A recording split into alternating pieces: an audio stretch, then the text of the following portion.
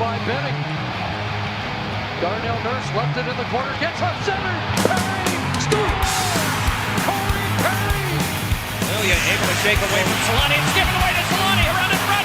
Score! Teemu Solani with the steal. Three of the fans want one. Score! Off the floor! On the board! Paul Kariya!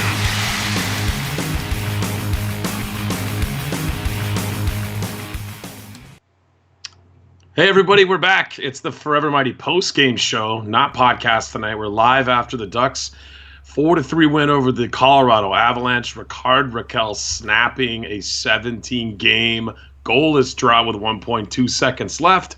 So happy to be back, man. It's great. Yeah, it's wonderful. After the games at almost 1 a.m. That was the For you, not me. For me. But no, it is great to be back on the post game show. We were away for a while doing kind of a bi-weekly thing, and we just felt like it wasn't the same. We started as a post game show, felt like we needed to get back to that, and we're here. And hey, first show back, and the Ducks have a probably one of the most exciting games of the season, and a win, and a buzzer beater win. No, absolutely. I was sitting out in the living room with my wife watching this game. I was like, of course, the first time we do a post-game show, it goes to OT, and Eddie's got to stay up late. Oh, we're probably going to go to a shootout. And then, luckily, Rickard Rakell made sure you're going to get to bed before 3 a.m. tonight. Yeah. Ironic enough, too, we start back in March, I think 2 years from, I don't know from the exact date, but 2 years pretty from close. when we actually started the show. So, it's perfect timing to get back to the post-game grind. So thanks to everyone who's tuning in now and those who tune in after. We're going to finish out the rest of the season with post-game shows, so that's exciting, and most likely going to continue this same path for next year. Also, I might sound funny. I've been sick for what feels like 3 weeks, so if I have to mute my mic and cough, I apologize. But I sound like I don't know. I sound like a frog. I don't understand what the hell's wrong with my voice. You said what feels like 3 weeks. I'm pretty sure it's been 3 weeks. Yeah, it's definitely been 3 weeks. It's definitely been three weeks. Let's hop into the game, man. We got to the lineup real quick. Lots of injuries. Ducks missing their top 4 defensemen for tonight's game. That was the big story running into here. Besides, Rickard Rakell's goalless drought, but Yanni Hakanpää is getting. I think is that his NHL first start? debut? Yeah, that's his NHL debut. Yeah, he got drafted way back by the Blues, but never played. Played I think 4 seasons in the AHL.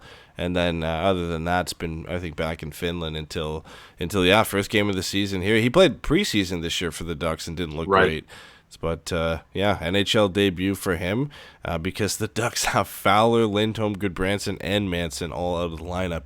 And you look at that 6 guys who started tonight, the fact that the Ducks were able to hold on, get a win in this game against a fresh team like the Colorado Avalanche and a deadly team like the Colorado Avalanche. You look at guys, they have on that team, and obviously Nathan McKinnon comes to top of the list when you look at speed on that team, but they are a fast team. And the fact that Larson, Del Zotto, Gooley, and Irwin, and Djoos and Hakanpää were able to keep the Ducks in it and help them to a 4-3 overtime win is pretty impressive, considering where the Ducks are at this point in the season. Yeah, and to be honest with you, I felt like they did a pretty good job of holding off that speed as best they could, given what they have in this roster, right? I felt like the Ducks could have easily been destroyed in this game. I mean, they were saved mostly by a great game by Ryan Miller, who got the start in net, and a lot of posts by the Colorado Avalanche. So, but hey, that's all Miller left him. If Jason was here, it's what he would say. Before we get into the game, though, we have to say a few words from our sponsor, Bet Online. Eddie, tell us about Bet Online. Yeah, a quick preface to this, too. If you haven't been listening to the last couple shows, we've joined up with Blue Wire Podcasts. They're a sports podcasting network that just has a great collection of podcasts from the NBA, NFL, a few NHL ones where we joined, I think, we're one of 3 of their NHL podcasts. And they've got a few baseball podcasts in there as well, but it's a great network. It's a growing network, so that's why you'll be hearing a few ad reads here and there. But honestly, it's it's a great platform to get on for us and grow the show here. But about Bet Online, and we talked about we are in March now. We're getting close to the anniversary of us starting this podcast, but we are also weeks away from the big tournament. Yes, that tournament. And you may be looking at me thinking, what tournament? If you're not a basketball fan, you probably don't know. But March Madness is coming up. Make sure you head to Bet Online and open an account today to get on their $100,000 Bracket Madness contest starting March 15th. What could you do with $100,000? What can I do with $100,000? I enter a March Madness bracket contest every year, and I get nowhere close to winning. But $100,000 March 15th. You don't need to be hardcore to get in on the action, and with multiple entries available, it's this season's best chance to cash in. And remember, the NBA, XFL, and of course the NHL are still going strong, so whatever your passion is, BetOnline is the place to be for all your betting needs. Visit our good friends and exclusive partner, BetOnline, to take advantage and the best bonuses in the business. Sign up for your free account and make sure to use the promo code BlueWire for 50% off. Sign-up bonus. BetOnline, your online sportsbook experts. There you have it. Thanks, Ed, for the read there. Let's get to a couple of little things, because Eddie, if you guys don't know him and you're new to this show somehow, Eddie doesn't like that we started a podcast midweek and there was 2 games before it. So we got to talk a little bit about these awful games that I would rather pass. But Ed talked me into talking about these. There's not much we have to talk about with these, but honestly, I decided to throw you under the bus, man. You know I love you. We got it. We got to talk. But really the only thing I want to get to is the most controversial thing over both games. And the tweet that blew up for us was the John Gibson hit on Kevin Rooney behind the net. Clear interference call. I don't think anybody was arguing that. I don't think anybody was saying that wasn't a penalty. It was the shot he gave him after that with his head on the ice that people were a bit upset about. And hey, I can understand John Gibson being upset. He was getting left hung out to dry in that game, pretty much like he has been all season, and tempers are flaring. But the hit I had no problem with. That's him kind of standing his ground behind the net. But yeah, that little shot at the end, that's a dangerous one, especially with the blocker. Yeah, shoot. I feel like it was not a good idea from John Gibson, but like you were saying, I understand his frustration, and I want to just go out and say, I feel like, people have been in his crease, it seems like, and I know we watch mostly Ducks games, but I don't think I've seen other goaltenders get clipped, tripped, stabbed out with a stick, snowed. You name it, it happens to Gibby, it seems like, the past couple of years, while the Ducks haven't been ultra competitive, right? And I think this just came to a precipice for him in that game. He's just like, I don't care anymore, man. I'm just going to jump on somebody. And I almost felt like, thank God that he had a visor on, because I think his face would have been smashed into the ice there and would have had some damage. But people calling for a suspension, they could have done it. They could have done it one game. They could have. And I would have understood why, but the way this league calls and doesn't call things, I wasn't shocked they didn't call it. The thing is, people were saying he didn't get a fine or a suspension because he's a goalie. I almost think it's the complete opposite, where it's being blown out of proportion and kind of, people are acting like this doesn't happen all the time because he's a goalie, and because you don't see goalies do it all the time, because he has the blocker, which is essentially a weapon on his hands that can do a bit more damage than with a regular glove. But we see players do this all the time. After a fight, a guy will kind of give a guy a shot while he's down on the ice. Doesn't mean it's safe, but to think that he deserves a suspension for that, or I could maybe get behind a fine, but you can't sit here and act like we don't see this all the time. If there's an injury on the play, he's suspended. There wasn't. Yeah. There's nothing. Nothing's going to happen. Yeah, if he smashes his face into the ice, then and he gets hurt, or even if just if his face actually hits the ice, then yeah, you can go and say that's a suspension. But the fact of the matter is, it's a dangerous play by Gibson. But Rooney doesn't hit his head on the ice. He doesn't hit his face on the ice. He his helmet barely touches the ice at all.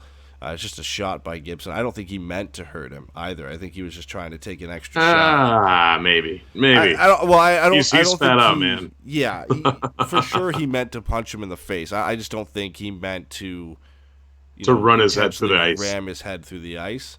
And he got down in his face after and gave him a couple words, which we'll never know what he actually said. But clearly Gibby is getting frustrated for good reason. Another tough season for him, another tough season for the Ducks. No, I agree with you, man. I definitely agree with you. And for some reason, we got to talk about Larson and Irwin in Chicago, because Yeah, I don't even want that might to. have been. I mean, a 3-0 loss to the Devils, and then you follow that up brutal. with a brutal 6-2 loss to the Blackhawks, who are somehow almost in a playoff spot right now. And I was looking up this yesterday. I was watching the game, and the one thing that sticks in my mind of that horrible loss was the fact that Jeremy Collison, their head coach, is 1 year younger than Duncan Keith, and he looks like an absolute baby on their bench. Like he's 35, but he looks like Kyle Dubas. Like he looks like he could be 25. Born in 2000. Yeah, but I mean, credit to that guy. I mean, we all thought the Blackhawks, and not like they're a good team this year, but I thought they were going to be nowhere near sniffing around the playoffs. But they're right in the mix. I mean, if they get hot, they could go on a run and potentially snatch up one of those wild card spots. So, which is really strange to think about, honestly. Yeah, well, because the Blackhawks were so good for so long, and then immediately, just like the Kings, they went from being so good to just horrible. And and then all of a sudden this year they really didn't do anything. They brought over Dominic Kubalik, who obviously is a big addition for them. He's almost at 30 goals as a rookie, an Artemi Panarin type rookie where he's like 24. And he comes over and he's been playing against men in Europe, so he's not really a rookie. But the Blackhawks always find these guys. Two teams that, before we get into tonight's game, that always seem to find players. The Hawks, and for the Hawks, it's always overseas. They get these guys like Panarin and Kubalik where they just sign overseas. They come over and do well. And the Penguins. But the Penguins, I don't even know where they get these guys from. They just get these guys from like college or like 6th or 7th round draft picks and, just the most random named guys ever. And they just come out and they just kind of fill out the lineup behind Crosby and Malkin. But those are two teams every year that you think that they probably won't do as good or do better than they did last year, and then these like 3 or 4 random guys jump into the lineup and they just do somewhat okay, or like in Pittsburgh's case they make the playoffs with Crosby missing 28 games this year. Yeah. Kind of get a hot goaltender, you can do a lot of things. But let's get into tonight's game because the Ducks actually won this game and it's a lot more fun. It was a lot more exciting game than the last two, and probably one of the more exciting games of the season.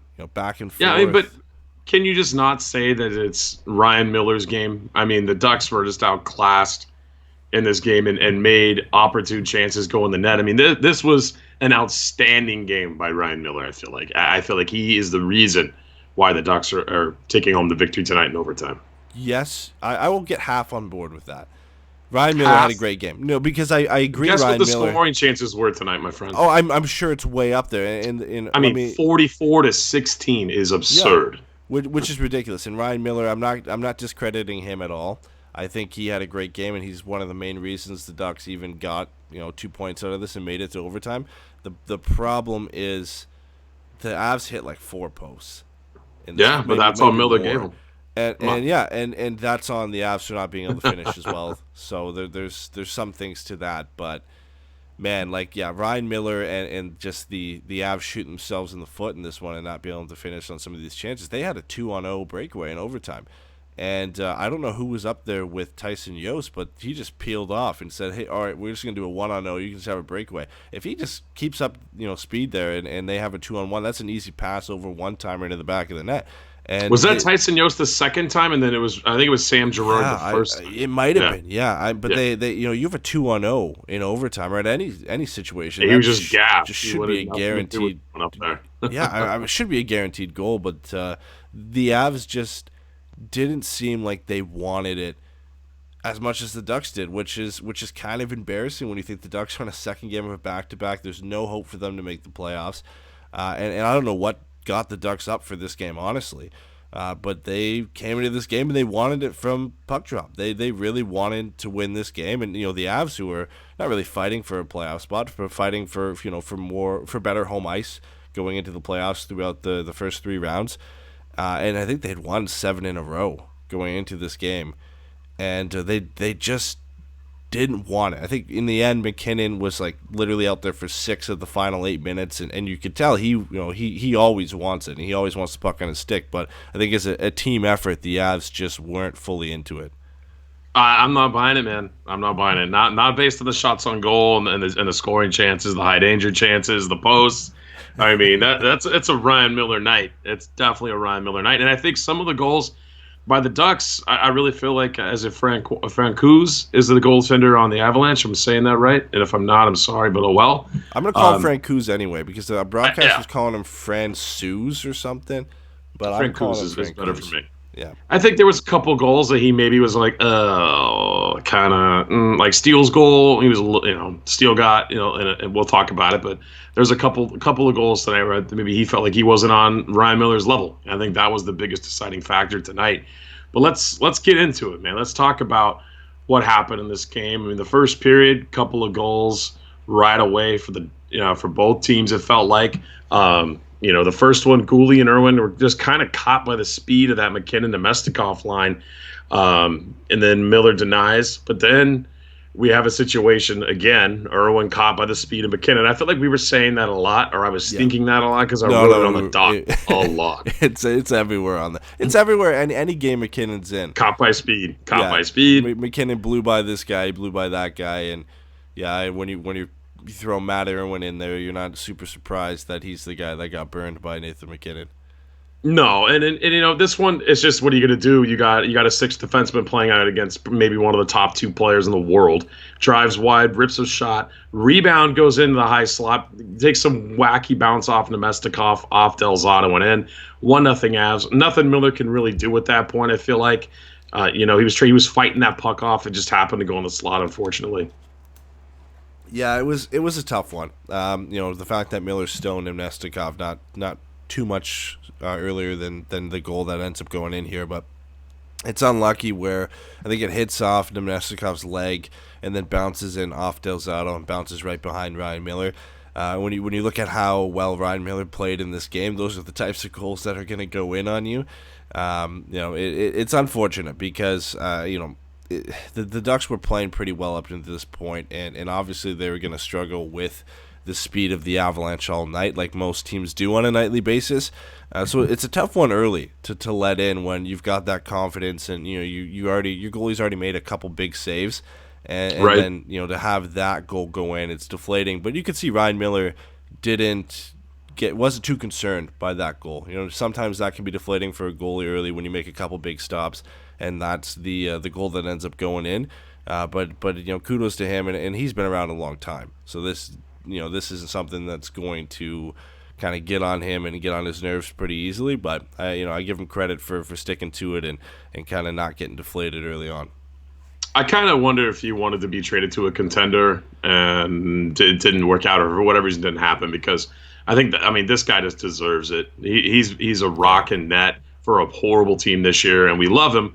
But it would have been nice to see him, get the hardware at the end of the year. I'm sure he wanted to, and in some part of him wanted to, because I'm sure he wants to win a Stanley Cup. Every player wants to win a Stanley Cup, but when you've got a family and you've got a young child, it never really enters a part of the discussion where it becomes any bit reality. Like, I don't think it ever got to a point where Miller was like, I'm almost certain I'm gonna move here if somebody comes up and offers something for me.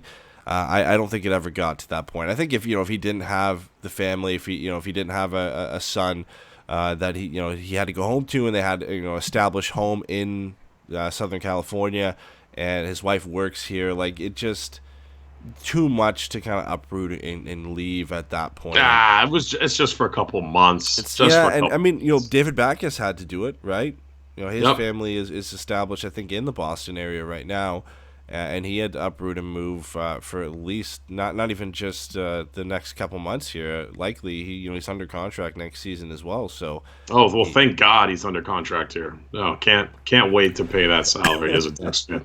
Can't wait. Well, he was out tonight, but the man in place for him who was scratched the other night was Andrew Agozzino. And he ends up picking up the Ducks' first goal of the night, and I think that's all newbies now with points. Agozzino, I think, was the last one to get on the board because he had an assist that was taken away from him a couple games ago. But a great job by Irwin to pinch up, and then Rowney again. Rowney made a nice pass the other night out to who was it last night? Was it Nick Deslauriers, I think? It might have been. Yeah, he made a pass from behind the net as well. Last night, does the same thing this time, and ends up finding Agozzino out front. Seems to be the bread and butter of the fourth line right now is these kind of chip from behind the net type plays. But nice for Agazino to get on the board. Ducks ended up trading Derek Grant at the trade deadline, and we'll talk about him a bit more later. But they still need this depth offense, and for Nick Delorier to be getting on the board every now and then, and for Agazino to chip in and Carter Rowney to start playing fight well. Leader Nick Delorier. 3 years running, I think. I think the broadcast said he was back to back. 2 years, right? Yeah, I think it was back to back. 2 years back to back, and then this year he's leading, so I think it would be 3 if he finishes the season with leading in fights. One of the rare, just kind of true fighters left in the game. There aren't many guys left that do that type of job anymore. Nick Delorier seems to be one of the few left, and I gotta kind of give him credit. I was hard on him when the move was made.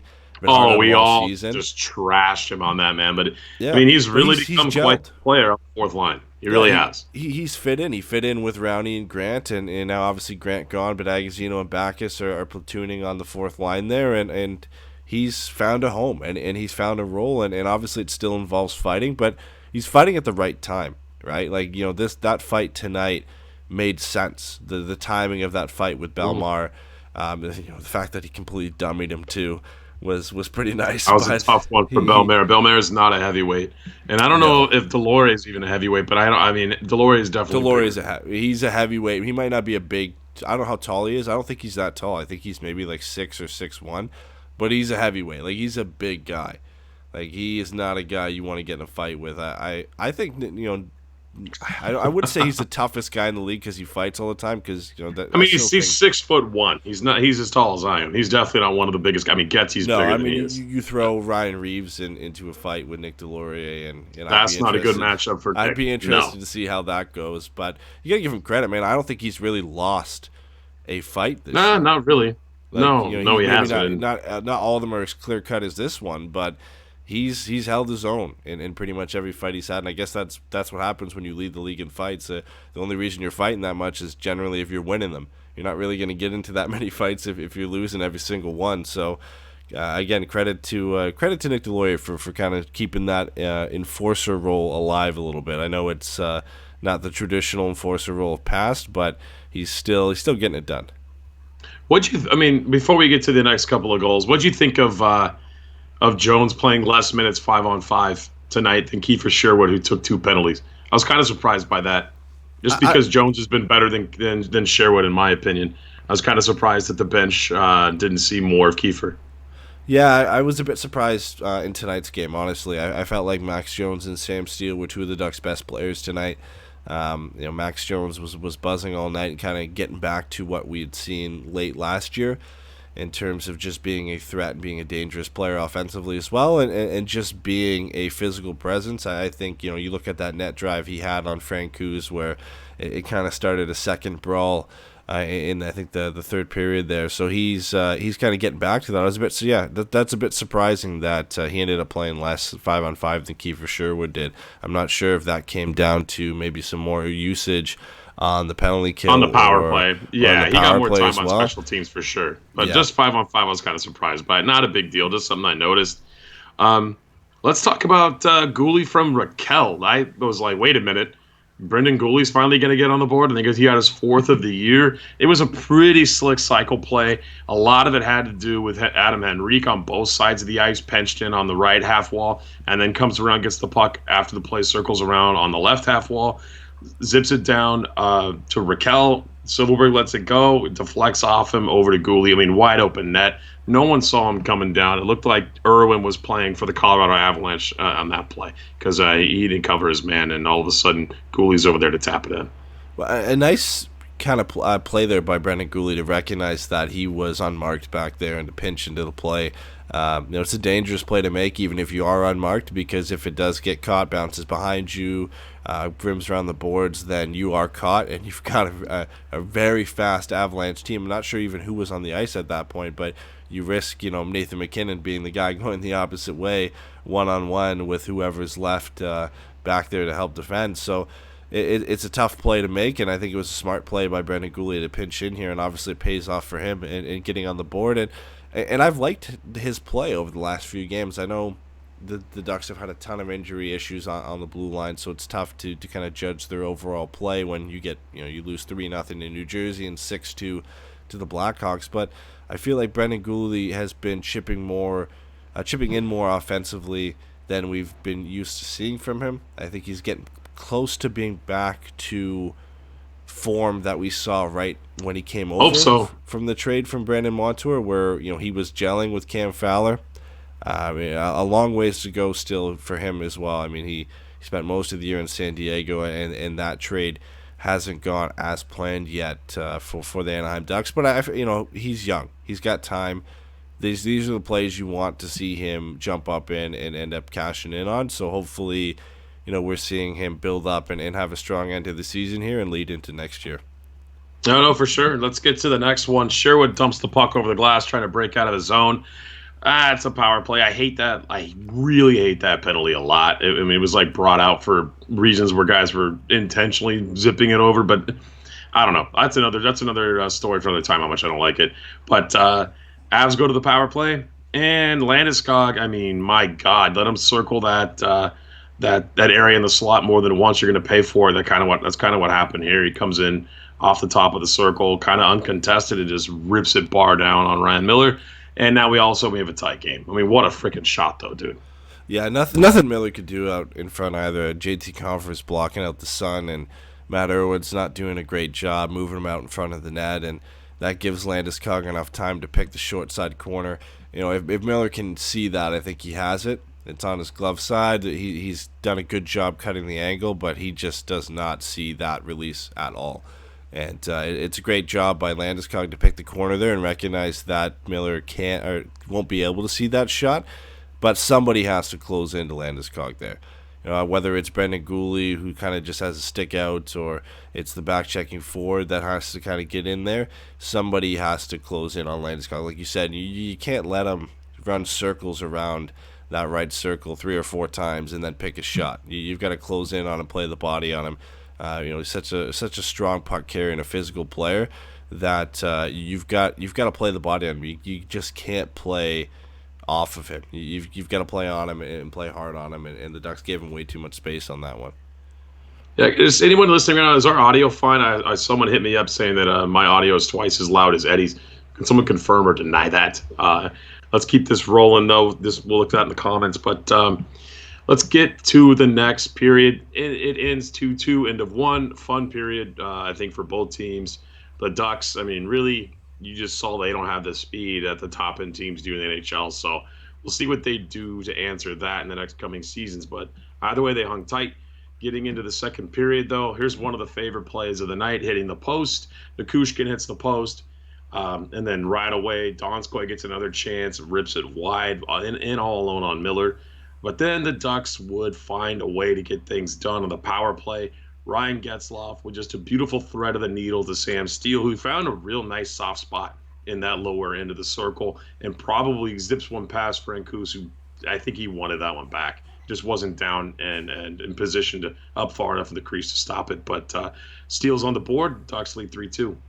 This is great for Sam Steele to get on the board here. He struggled a bit. He was a healthy scratch to what they said was to allow David Backes to get into the lineup, but taking Sam Steele out and leaving Agazino in for that game against the New Jersey Devils, that's a bit of a sign saying, hey, you got to get things going here. And the fact that he rebounded so well in this game, I thought he played great 5-on-5, and then obviously to get this goal on the power play. And 90% of this is Ryan Getzlaf being able to make this play and get the pass out to him, but the positioning here by Steele and the hockey IQ to make sure he one-times that and at least gets the puck on net, I think is a great effort by him and hopefully a sign that he's starting to turn things around too. The Ducks need Max Jones and Sam Steele, and Troy Terry got called up but didn't play today. They need those guys to get back to what we saw for them late last year, where Sam Steele was almost a point-per-game player in his final 10 games with the Ducks to end last year. Like, they need him to get back to that level, and hopefully this is a step forward, and it's nice to see him cash one in. Yeah, and you got to take advantage when you see guys that are puck watching, and that's what the Avs did on these last 2 goals, right? I mean, they're sitting there watching, and they overload one side. I know they were on the penalty kill here, but getting caught puck watching, not taking your man, it's nice to see the young players recognizing the opportunity and taking advantage, right? Gooley on the other play, and then Sam Steele here. But immediately the broadcast liked to show right after this goal, they all thought the Ducks were going to move to play with the neutral zone trap the rest of the game. And it's like they did on one play, but I really felt like that was a little overstated. I think it was Hayward. Of course it was Hayward. Yeah, but, of course it was. And then we get another place here where you see the Avs just the speed is unreal. Donskoy, underrated guy, beats Larson to the slot, rips one off the post on a rush play. That's another one. And dude, I don't dislike Jacob Larson as a player. I just think he's he's a 5th, 6th defenseman. He is what he is. I don't understand. I see him do it more than once. Why are you taking the outside lane when a guy's driving the slot? Why would you not try to tie up the stick on the inside, right? I've seen it happen a lot to him, and I was just like, yeah, dude. Decision making isn't quite there yet, I don't think, for him. I mean, to be fair, I think he's played better lately, and with surprising with these key guys out of the lineup on the blue line. I feel like Jacob Larson has stepped up over the last 5 or 6 games here and played a little bit better.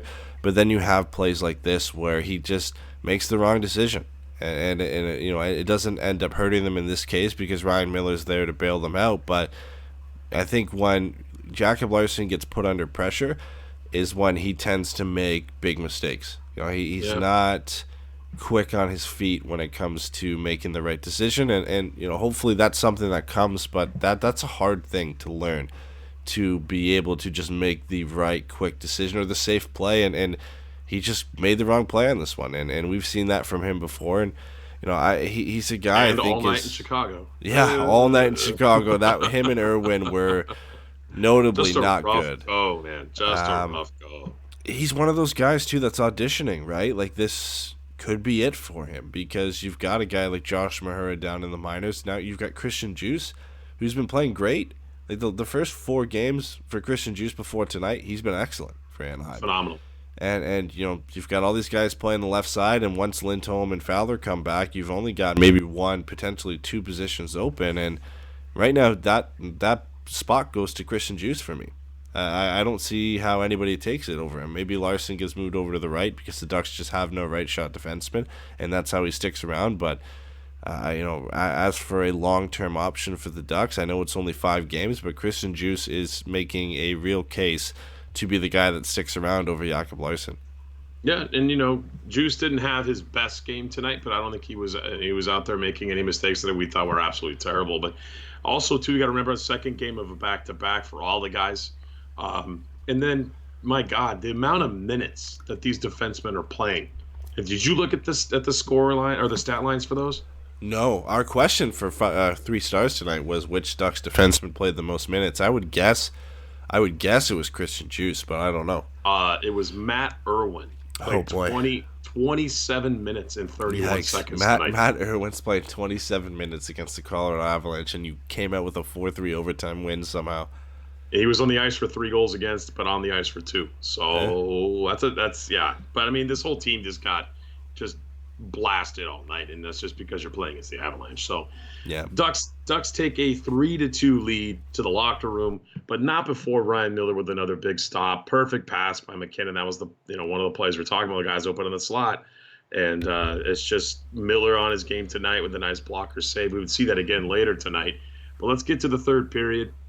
Silverberg rips one from the slot to start it off. I mean, just an awful giveaway. One of the few mistakes by the Avs.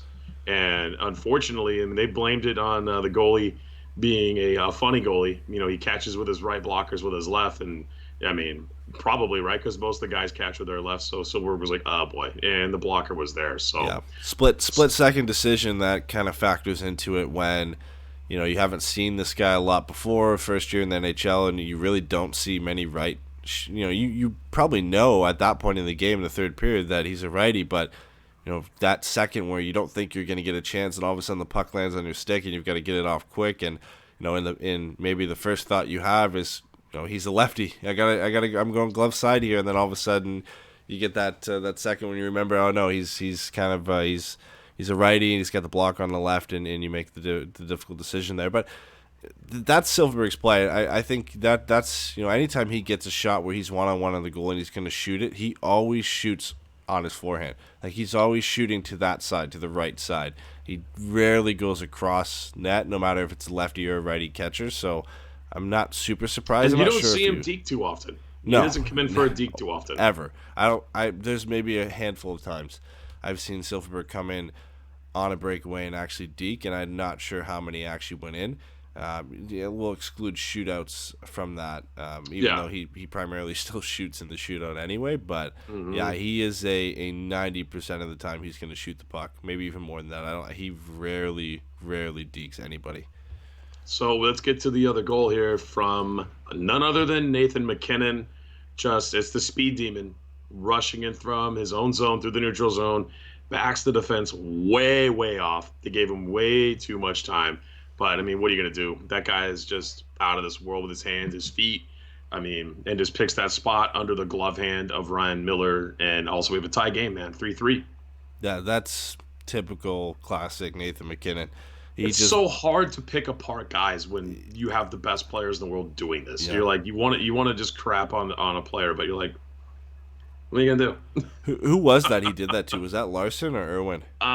It was. Oh shoot, who's 52 on the Ducks? That's who it was. It's Irwin. Yeah. That's a tough one. I mean, no matter who you have there, MacKinnon just rips in through the blue line. He's got a full head of steam, and not too many players can make that cut and keep that speed, where he cuts 90 degrees into the center of the ice and keeps his speed and then just wires a shot on 1 foot and has the accuracy to still beat Miller, I think, 5-hole on that shot. Like, that's why...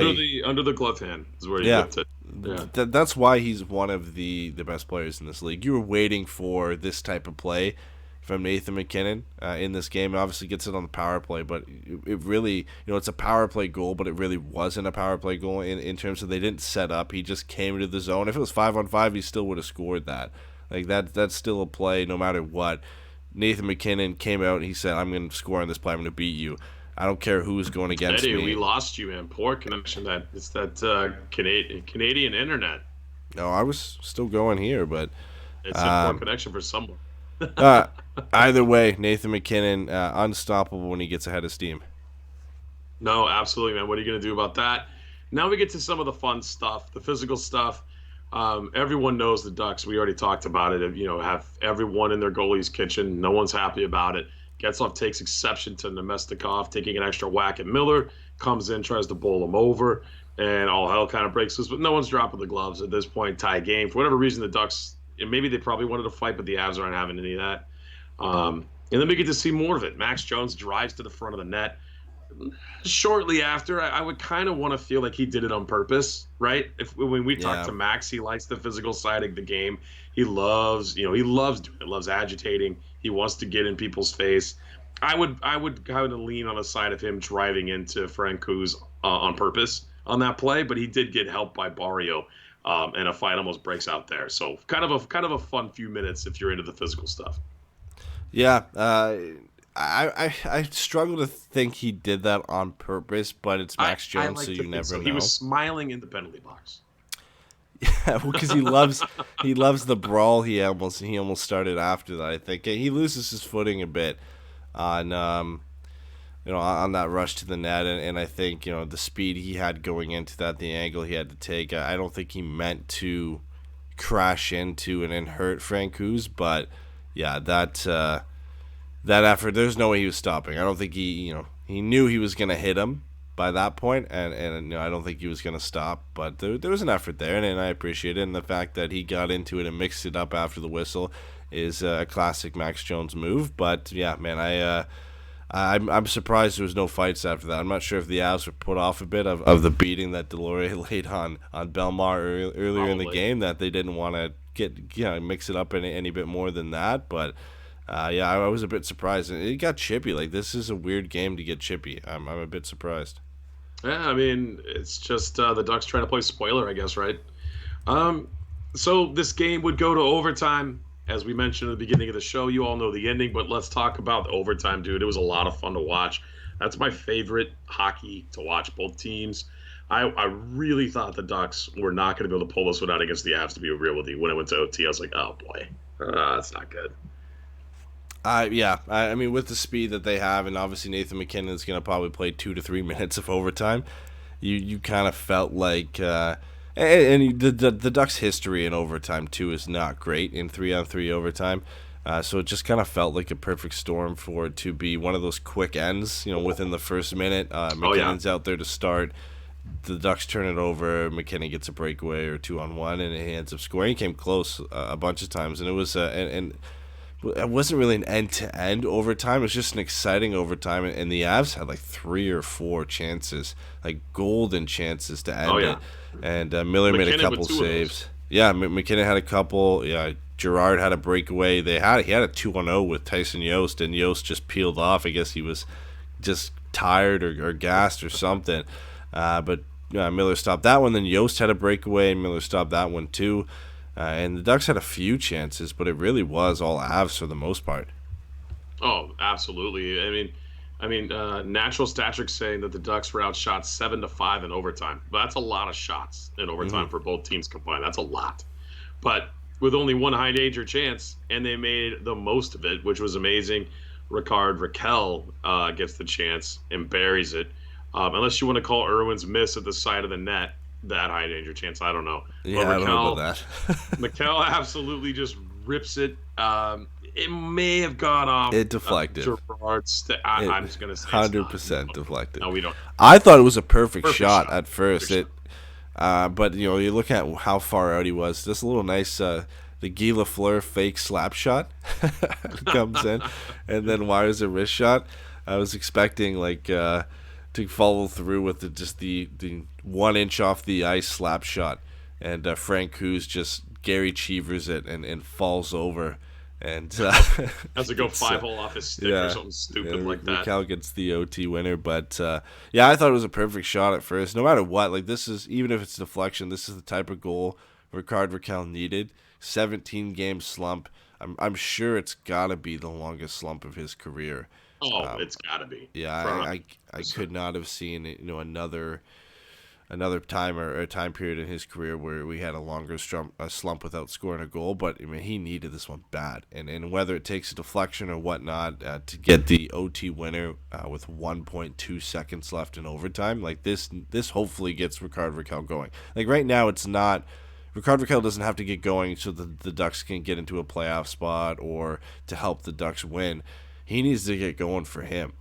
This is going to be a when everything's said and done, a down season for Rickard Rakell for back-to-back years after having back-to-back 30-goal seasons. Likely he's not going to hit 20 this year. He needs to finish this year strong and take that confidence and that momentum into next year. I know it's obviously a long time between the end of this year and the beginning of next year, but he needs to finish this year strong and come off this 17-game slump with a few goals here over the next couple games. Yeah, let's hope so, man. It's a tough one for him, and people have kind of mentioned on Twitter too. You see what happened to Silverberg all of a sudden too, right? He's not scoring a bunch of goals. I mean, you got to understand, if you look at the lineup, everybody who's pissed, Twitter gets way too pissed, and that's kind of why I like Twitter. It's fun in that way. I mean, at least that's why I like it. But I mean, the lineup. Sonny Milano, Ryan Getzlaf, and Danton Heinen. That's our top line, by the way, on paper. Rickard Rakell, Adam Henrique, Jakob Silverberg, better. Really good, actually. Probably our best line. Jones, Steele, Sherwood. It could be good, could be bad. The kids haven't really, come up to the standard that everyone has set for them. So people are pissy about the kids. And then the fourth line's the fourth line, which has actually been a fun line and producing. So this is definitely not the strongest team on paper. And then everyone just back off Ryan Getzlaf too? Yeah. Come on, strip the C away, whoever that guy was. I mean, dude, it's Facebook. That's where all those comments come from anyway. But to be honest, groups are hell. Those are hell. We were talking about guys slumping and guys cooling off. I'm not super surprised that Jakob Silfverberg has cooled off because this is this is what he does. Like, this is his whole career. He gets hot and then he gets cold. Like, he is a streaky player. He's always been a streaky player. He's gotten really cold lately. He was on pace for like 30, 35 goals. He'll be lucky to hit that at all this year. Did we bet on him? Who'd you bet on that with? I always bet on that for like the last 3 years with Brett. Brett couldn't make it live today, but yeah, every year he thinks Silfverberg could hit 30, I think, since we started the show. And I've always said he can't do it. And it's nothing against Jakob Silfverberg. He's just too streaky of a player. Like, he gets hot and everybody's like, man, Silfverberg, this is the year he's going to do it. He's going to hit 30. And honestly, I was almost on board with that, the way he was playing this year. Like, I thought he had a good chance to do it. But in the back of my mind, I'm always like, man, he could just cool off and get so cold for a long stretch here, especially with how inept this team is at scoring goals as a team. And, look where we are now. If he hits 30 now, he's going to have to go on an absolute heater to hit 30. I think, what's he at now? I think 22, 23? Is he even over? I'd be surprised if he had that many. I know Henrique's leading the team with 24. Henrique's been great this year. He really has. Silfverberg has... Oh, man, he's not even at 20. He's at 18. I thought he was over 20. 18 goals. Jeez, he'll be lucky to hit 20 this year. Than to get anywhere near 30. He's had a rough go of it, man. He hasn't scored since February 17th in Calgary. You know what? I'm going to go back to this, but you look at, I think it was leading up to the All-Star break. And when he got announced for the All-Star game, he was hot. And he was playing well, and his value was at an all-time peak. And I was fully on board with, let's trade Jakob Silfverberg now. His value is never going to be higher than it was at that point. And no, people are like, no, let's not trade him. He's finally coming to his own. He's getting that offensive role under Dallas Eakins. He's going to be a 30-goal scorer this year. And then he cooled off. And not to say his trade value is lower, per se, because he does a lot of things outside of his offense that makes him a valuable player in his two-way play and his defensive acumen. But the teams look at this, and he's cooled off a lot. And he has a history of being a streaky player, and that affects your value. And if the Ducks are looking to make a splash at the draft, which I think they still could, you should look at Bob Murray's comments after the trade deadline. He's using these last 20 games to look at his players between 25 and 29. There's only a few guys in that range, I think 5 or 6 guys. Well, I'll let you know, I'm going back to Bobby's Breakfast Bonanza this Saturday. Good friend of mine and friend of the show, Jimmy's taking me, so I'll be ready to take some notes on what Bobby's going to do the rest of the season. I think one of those guys I think gets traded. I mean, the last time Bob Murray made comments about an age range of players not being leaders, Brandon Montour got traded. But he also said he's going to go out and get, I want to get a power play guy, a big defenseman power play guy. Was that Eric Branson? No, well, yeah, I mean, when he said that, I think Justin Falk was his guy that he wanted to get for that. Kevin Shattenkirk was his guy too. Kevin Shattenkirk and Justin Falk were his guys for that, and he had to settle with Eric Branson because nothing else was available. And then, at the deadline, he said he added speed and power play specialists in Milano and Christian Djoos, which, I mean, Milano, Heinen, and Djoos have all been very, very good since joining the Ducks, so I can't criticize them too much. But, yeah, you can never fully analyze what Bob Murray says when he says that adding Djoos in Milano and Heinen added a lot of speed and will improve he wanted the him for Ducks the power play too. Yeah. But let's talk. You mentioned Gudbranson. We talked about defensemen here. Let's talk about the Ducks injuries. Cammy's out 8 games. Lindy's out 4 games. Gudbranson misses 13 games, and then now Josh Manson out with an upper body injury. Which the broadcast said was an illness yesterday, and they said he left with the flu. Boy. So, and then no update came out until I think I didn't see this actually. The Ducks Twitter account had apparently put out that he had an upper body injury, and I just missed it. So I went this whole day today thinking he'd be in tonight because he just had the flu, and then I found that tweet earlier today and found out he had an upper body injury too. Thanks to Hayward and Ehlers for getting me my hopes up. Yeah, and we have no idea what's going on. They said that they probably don't expect updates on Lindholm or on Lindholm in particular. They said until they get back to Anaheim. They said Goody and Cammy were like a week out the other day, so maybe we see them next week. But That's tough. Losing those 4 guys is really, really rough. That's a rough freaking roster when you look at the starting lineup and you have Matt Irwin playing almost 28 minutes.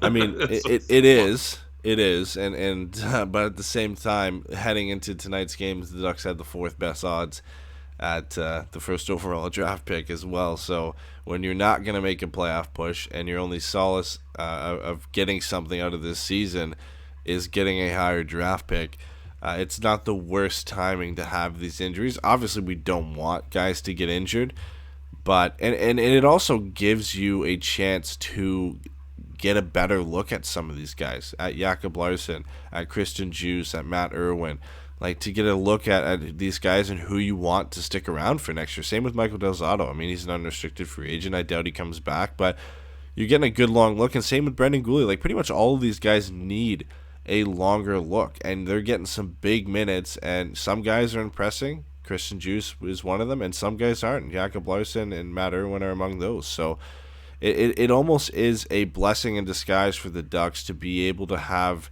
the injuries to these guys at this point in the season where they're losing essentially helps the team, and it also gives you a better chance to give some of these guys more minutes and see who plays well. No, I agree. And then one of those guys, do you think we're going to see him coming up right now? He's the AHL Rookie of the Month, but Maxime Comtois has been lighting it up down there with the Gulls, and there was an article put out on The Athletic, if you guys, we always pump that all the time, by Jordan Samuels-Thomas, about how he feels that Max, although his overall game looks good in San Diego, thinks he's better suited for the NHL, and we're going to see that kind of offense and more than likely coming up to the NHL whenever he gets up here in a solid role. But do you think we see him down the stretch here? No, I don't think so. Troy Terry, I think Bobby's going to keep it the way it is. Yeah, I think they just want him to continue to dominate down there. We've seen Troy Terry go up and down, and he's played well. And clearly, the AHL isn't a struggle for Troy Terry anymore. He's also a year older, and I don't think they're looking for that from him anymore. But Maxime Comtois is at that stage in his development where dominated in junior. Then he got sent to the AHL, and he played okay. But now they wanted to see him dominate the AHL before they felt he was ready to come back up to the NHL. And, he's done that for a month. And let's, no point in calling him up now. Let's see if he can finish the season that way and go into the playoffs with San Diego and keep doing that. Any player can have a hot month, but I think this is the start of Maxime Comtois coming into his own and getting used to playing, at the professional level. And that's what you want to see from players like this is progress. Is like I said, dominating at junior, then coming up and playing in the AHL and dominating there, and then coming up to the NHL and making that full adjustment. And I think Maxime Comtois is on his way to being that player, but I think it's premature if you're going to call him up this year. There's almost no point in calling him up this year. The season's lost. Let him just stay down there and keep it up, because I think, a lot of the expectation too is that he's his goal scoring guy, but the article even says he had a 2.9% shooting percentage in his first 18 games, and now it's about up to 9%. So it just took a while to correct itself. But a lot of expectation also came from when he played in Drummondville, right? 31 goals in 25 games. Yep. You're thinking this kid's lighting it up. He's going to come into the NHL and be a 20-goal guy and maybe 45, 50-point guy in the first couple of seasons. And it just didn't happen. A lot of expectation on the kid. Sometimes players just take longer to develop, but he's 21. Yeah. And I think there's a lot left he has to give. You know who I think we might see this year? Hopefully, I hope so. Simon Benoit? No, nowhere close. Trevor Zegras. You think so? I'm still hoping we see him. The last 2 games of the season for Boston University are March 6th and March 7th against Northeastern before they go into the playoffs and essentially could be knocked out at any time. And that's when Trevor Zegras' season is on the line, and his potential to come join the Ducks could be sooner or later, depending on how far they go. So I don't remember when playoffs start, and Boston University doesn't have that listed on their website here, but he could be here is anywhere from mid to late March potentially, depending on how their playoff run goes. This is a guy I hope, and obviously he still has to sign his ELC, but I really hope we get to see at least like 2 or 3 games of him this year. Just get a taste. Like, the Canucks got a taste of Quinn Hughes last year when he came over from Michigan and signed his ELC after playing 1 year in the NCAA. I can't see what Trevor Zegras could benefit from another season in the NCAA. He has 33 points in 30 games there. Like, he's one of the best freshmen in the class. He's doing better than Turcotte, doing better than Cole Caulfield. And the only freshman his age doing better than him is Alex Newhook. The freshman scoring leader is like 2 years older than both of these guys. He's like 21. So the fact that Zegras is just dominating, playing on the top line in the NCAA over a point per game player, like there's no way he needs to go back. I can't see why he'd want to go back. And the Ducks need some sort of injection of excitement here near the end of the season, and at least he could come in and be pointless in 3 games. I don't care. I just want to see him play, see him in a Ducks jersey for the last 3 games here, just to build that hype for next year. I mean, do you realistically think, or are you just hoping? I realistically think he could play. I just think it depends on how early his season ends. I honestly think if their season ends early enough and he could come up and play 4 or 5 games, I think when his season ends, I think the Ducks are going to sign him to an ELC not long after that. I would assume his mind's got to be close to being made up on if he's going to stay there for another year or sign with the Ducks. And I would lean towards him, signing with the Ducks, signing that ELC, and coming up and playing a few games this year. And then I'm not sure. Somebody asked the question in the chat here if he can play with the Gulls in the playoffs. I'm not sure how that works. I know in the CHL you can, because I know when Max Jones, when he was playing with the Knights and his season ended, he was allowed to come up and play with San Diego in the playoffs. I'm not sure if that's the same process for the NCAA. There's a chance it could be. If it's the same, then yes, Trevor Zegras can play for the Gulls in the playoffs, and that would also be a big part of why the Ducks would sign him to an ELC for sure. Not just to get him a few games in the NHL, but also to send him down to San Diego and get some AHL playoff time and really see his development down there in the playoffs. Yeah. So I think that will go into it. But Chris was saying he's not eligible for AHL playoffs. So Chris would probably know better than us. Yeah, there must be different rules for the NCAA, and I'll look into that more and hopefully have an answer on the next show. But point is, I think and hope we'll see Trevor Zegras at some point for a few games this year. You know what other really good center is exciting this season? I know. Enlighten me. Derek Grant with 4 points in 4 games with the Philadelphia Flyers. What do you think about that? Perfect guy for that team. When that trade was made, I think Flyers fans weren't exactly sure what they were getting. Plus, it was made right after I think the Flyers got Nate Thompson, so they're like, why do we need Derek Grant? We got the same player here in Nate Thompson. No, you didn't get the same player. Derek Grant fits into what Philly's doing so well.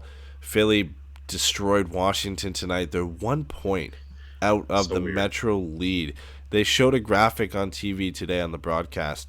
On January 8th, they were 15 points back of the Capitals. The Flyers had 50 points, and the Caps had 65.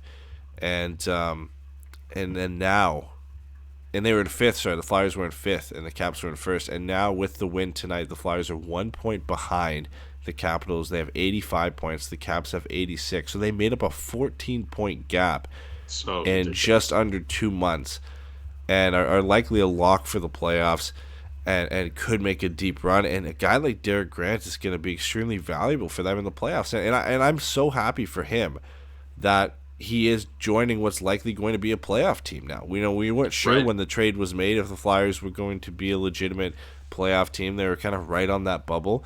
I don't think there's any way they fall out now, and they're one of the hottest teams in the league. Their offense since that time has been the best offense in the NHL. I really hope he gets on a roll here with the Flyers. They make a long run, because he deserves it for sure. The way he's kind of stuck around and been a solid piece for the Ducks, I wish him all the best. Let's talk about the offside rule change briefly, because this is definitely going to be on Pucks and Brews this weekend for our Patreon show. Yes. What's your initial? God. Give a 30-second take That's 2 on words. The offside rule change. Thank God it's being changed. Thank Then God. why is Twitter so upset about it? Because Are they? upset about it. Yeah, well, people are like, it's going to make it harder to review. How are you going to know the angle of the guy's skate if it's in the air? How are you going to know if he's like skating over? I'm like, oh my God. It doesn't matter necessarily about the skate. You just need a piece of it to break the plane. Yeah. You just need a piece of equipment, the skate, to break the plane. That's all you I need. was listening to TSN radio, I think, today, and they were talking about this. And apparently Pierre LeBrun on a broadcast a couple days ago had said that 13 goals had been disallowed this year because the skate was off the ice. And it counts as being offside because the skate was off the ice. Isn't that ridiculous? You know, you're in a league where they're trying to create more offense and have more goals. I don't know. And it took this long, and you had 13 goals disallowed this year because of that rule. I've been saying it since this stupid-ass rule came into place. We've been saying it all the time. Every time it happens, especially every time it happens to the Ducks, we're like, why is this still a thing? I'm so glad they're changing, and I can't wait for it because it was so stupid. Like, the guy was not offside in his body position. His skate was just off the ice, but you're in a skating motion. Like, your skate's gonna come off the ice at some point. Dumbest shit ever. But thank God they're changing it. Like, I'm so disappointed it took this long to change. But you know, the fact that they finally at least are getting it right and that's changing is at least a good sign. Let's hope Jason is very much a contrarian and has this opinion of how much he hates this rule change. I would laugh. I think he does. I'm sure he's going to hate it. Just based off our discussions with it before, I'm pretty sure. Yeah, well, we'll see what happens. We're going to talk about this most likely on Sunday during our Patreon episode. So if you haven't checked us out on Patreon, it's a good time to promote that. Check us out on Patreon, Puck Guys Forever Mighty, at patreon.com. Look at our tiers, look at our giveaways that we do. We're doing 2 Pucks and Brews shows this month because we ran out of time with that stupid ass show last month. Same as last month. So I'm not forgetting it, but we'll get it done. Ducks signed somebody who I had no idea who he was. Can you explain to me who Bryce Kindop is? Because I had no idea until they signed him. He's an overager in the WHL, plays for the Everett Silvertips. It's become a tradition for the Ducks, but every year they seem to sign one overager from the CHL. We remember, the one that comes to mind for me a couple years ago was Giovanni Fiore, who they signed out of the QMJHL after his 50-goal season. So another one of those kind of additions for the Ducks here. Kind of has 38 goals and 71 points in 60 games this year, which is impressive, but for an overager, he's 20, going to be 21 in June. It's not amazing, and it's not a huge increase off his 73 points, 67 games the season before that. So it's a nice signing. I can't see him ever being much more than an AHL guy, just like Giovanni Fiore was. But he could prove me wrong. I haven't done too much digging into his play other than offense, so there might be other attributes to his game that could get him to the NHL. So if he could be a bottom six forward potentially because of that. But it's not a signing that blows your doors off and you say, wow, I can't believe the Ducks got this guy.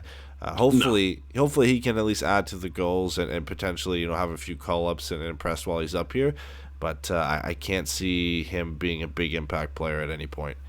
What's your overall feel for the new additions? It's been 5 games, the new guys on the team.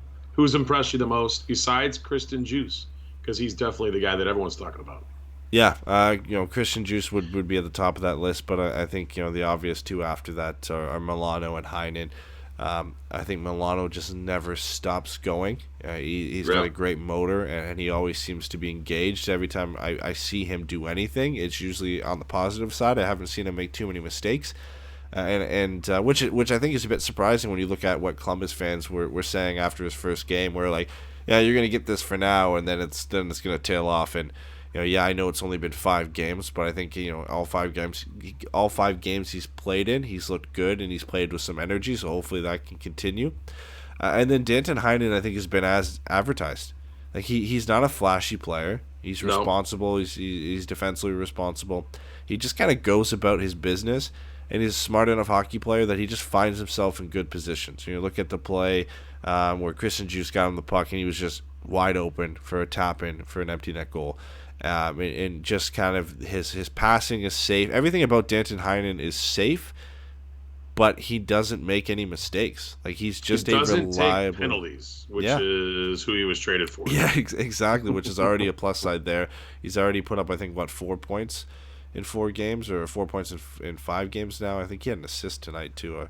So he's just a reliable guy, and honestly, I think he's like a key piece for the Ducks going forward. Whenever they get back to being competitive again, he just feels like he could be that third line forward or third line winger that just you can throw out in any situation, and he can just get things done. And he's also one of those guys you can bump up in the lineup, and you know he's capable enough to produce. Like he's been playing on the power play for the Ducks because really there's nobody else to put on the power play, and he's been playing up on the second line and now the first line tonight, so he's getting some chances here. But he just is one of those guys. Like he's just one of those guys you can move up and down the lineup.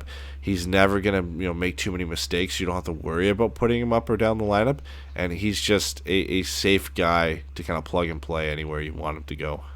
Well, let's get to the fan questions now. We got one from Tom. This is a good one, man. I've heard this talked about quite a bit. Especially for my friends who are Ducks fans. We've talked about it.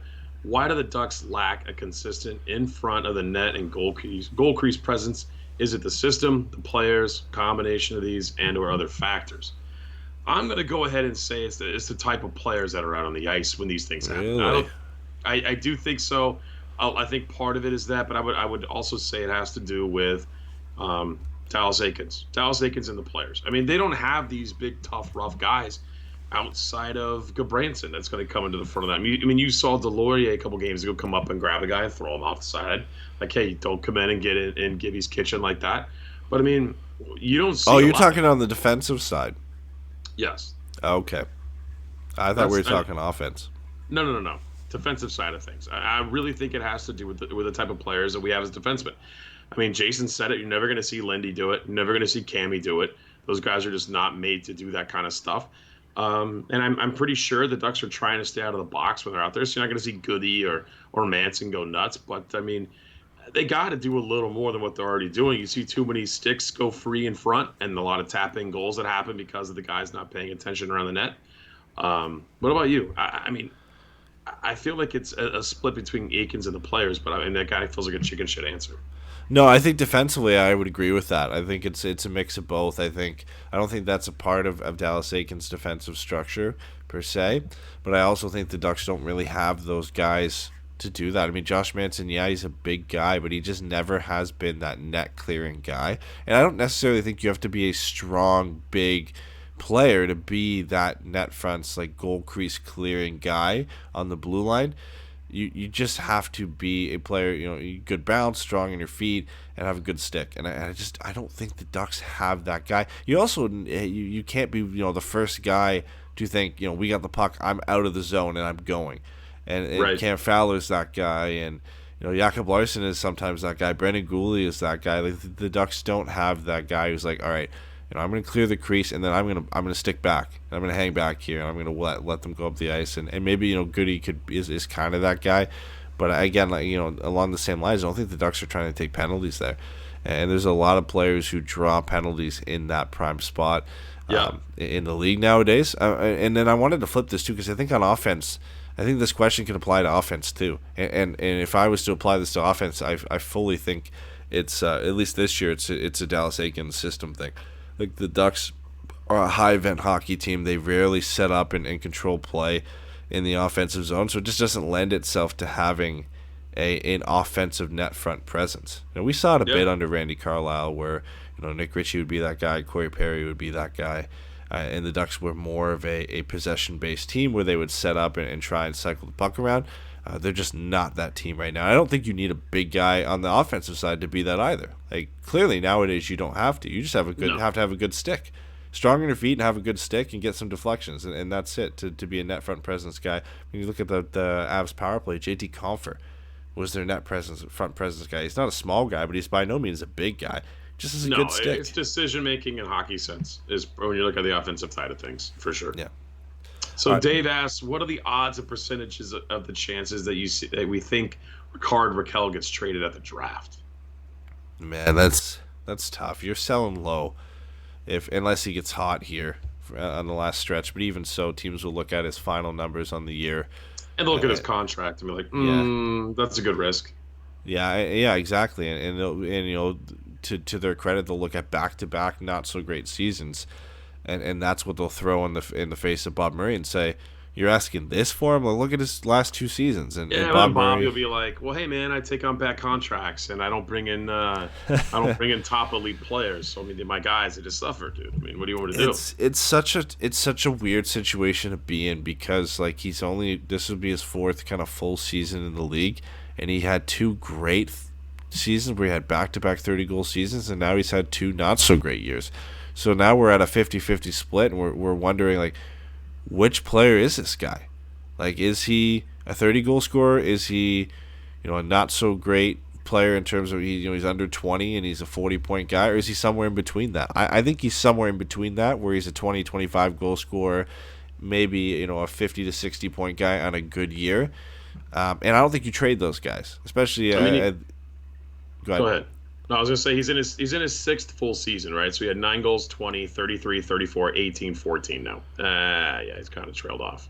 Yeah, but I again, there's just plenty of time for him to turn it around, and those 2 years came in poor years for the Ducks where they weren't good, and his good seasons came in good years for the Ducks where they were a good team. So it's tough to judge him right now, and I think with how good his contract is and the fact that the value is probably going to be low because he isn't playing that well, I don't think this is a guy you trade right now.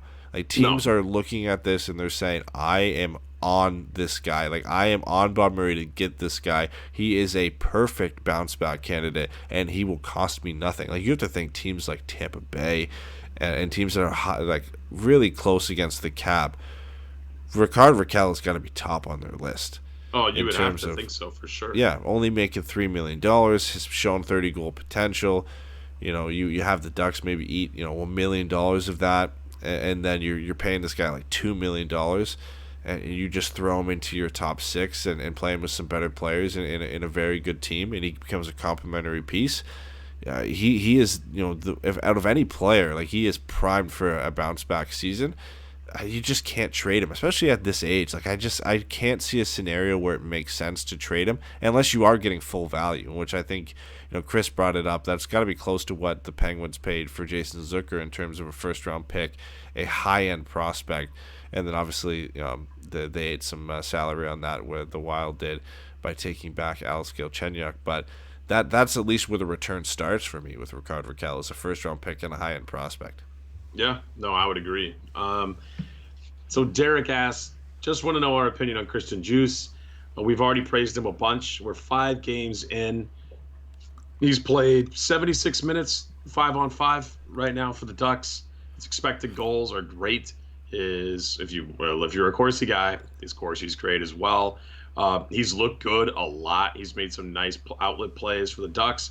I think overall, like you already mentioned, we both did. He's been the best player that Ducks have picked up at the trade deadline.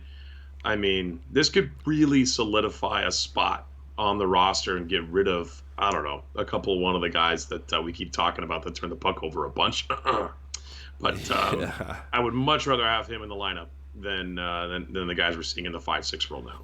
Yeah, I think this one initially stung for a lot of people because there's a bunch of people who still believe Daniel Sprong could be a very good player in the NHL. Maybe. And the Ducks were ready to give up on him, and they ended up getting Christian Djoos. I think it stings a bit less now for those people. Now that the way Christian Djoos played over the last 5 games, and especially the last 4 heading into this one, like you'd mentioned, Corsi for percentage, he had a 57.76 Corsi for percentage heading into tonight, a 57.59 expected goals for percentage. Like, he is driving offense for this team, and he's among, I think he's second in both of those categories, second to Del Zotto, I think it was, in Corsi for, and second to Getzlaf in expected goals for. So he is he has been a valuable piece to this team, especially with the injuries the Ducks have had to their blue line. And he's the only one that's stepped up. Like, Larson has played better, but he hasn't stepped up to that level, I don't think. Del Zotto, Irwin, those aren't really guys who you think are going to step up, and they haven't. He is that guy, I think, right now, who's solidifying his spot for the team next year. And he's making the most of his opportunities. And like I said, he's making that Sprong deal sting a bit less. Like Dave says in the chat, Sprong who? Like that is Christian Djoos. Christian Djoos is doing that right now. We're not, so much reflecting on what could have been for Daniel Sprong. We're looking at what we have now and the way Christian Djoos is playing. No, I definitely agree. He's been great. I hope he's a mainstay, and he's able to when the top four come back. I mean, he's going to slot in 5-6 somewhere down there. But he's exponentially better than either one of Irwin or Larson just in the first 5 games that we've seen. I mean, that's hard to argue against that, right? I mean, you're definitely going to want to suit him up over one of those guys. Yeah, no, you have to, and I think it's again a small sample size, but if he continues playing like this for the rest of the year, I think he's played his way onto the team next year. I can't see, and maybe that opens the door to trading a guy like Jakob Larsson. I know Del Zotto's gone, and I think Irwin is also gone at the end of this year. I'd have to double check his contract. So you've got some guys moving out, so maybe Larsson and Djoos stick around. But if the Ducks are making a decision between Mahura, Djoos, Larson, anybody else that kind of goes into that mix as a fringe player right now, Djoos is making a good case to be the one that sticks around. Yeah, he's an RFA next year. This offseason, so is Jakob Larsson, so is Del Zotto as a UFA. Brendan Gooley's an RFA, and Matt Irwin's a UFA. So just about everybody. The Ducks have some decisions to make there. I mean, I think the RFAs definitely all get contracts. It doesn't mean they all stick around though.